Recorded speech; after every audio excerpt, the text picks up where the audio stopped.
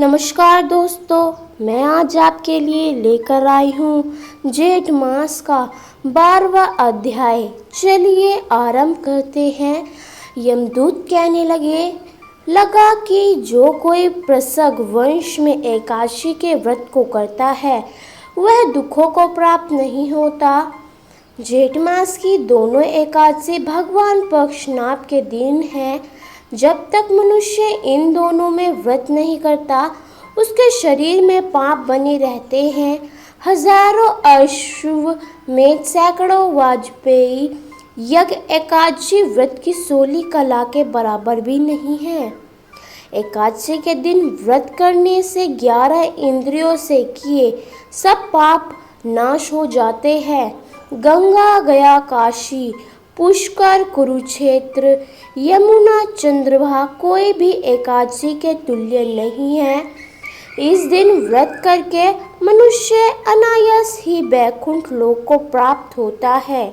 एकादशी को व्रत और रात्रि को जागरण करने से माता पिता और स्त्री के कुल की 10-10 पीढ़ियां उद्धार पाती है और वह पीताम्बरधारी होकर भगवान के निकट रहती है। बाल, युवा और वृद्ध सब तथा पापी भी व्रत करने से नरक में नहीं जाते। यमदूत कहता है, हे वेश्य, मैं तुमसे नरक से बचने का धर्म कहता हूँ। मन, कर्म और वचन से प्राणी मात्र के द्रोह न करना, इंद्रियों को वश में रखना, दान देना, भगवान की सेवा करना, नियम पूर्वक वर्णाश्रम धर्म का पालन करना। इन कर्मों के करने से मनुष्य नरक से बचता रहता है।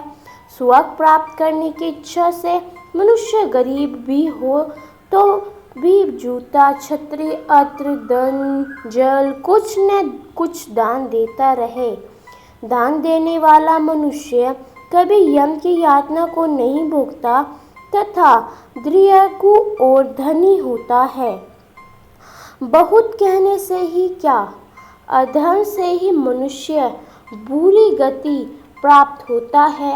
मनुष्य सदैव धर्म के कार्य से ही स्वर्ग प्राप्त कर सकता है। इसलिए बाल्यावस्था से ही धर्म के कार्य का आभास करना चाहिए। विकुंठ कहने लगे कि तुम्हारे वचनों से मेरा चित्त अति प्रसन्न हुआ है, क्योंकि सज्जनों के वचन सदैव गंगा जल के सदृश पापों का नाश करने वाले होते हैं। उपकार करना तथा प्रिय बोलना सज्जनों का स्वभाव ही होता है, जैसे अमृत मंडल चंद्रमा ही होता है, को भी ठंडा कर देता है। अब कृपा करके यह भी बतलाइए कि किस प्रकार मेरे भाई भी नरक से उद्धार हो सकता है। तो ये थी हमारी जेठ मास का 12वां अध्याय। आपको कैसा लगा हमें कमेंट कर ज़रूर बताएं। अंत तक हमारे साथ बने रहने के लिए आप सभी का बहुत बहुत धन्यवाद।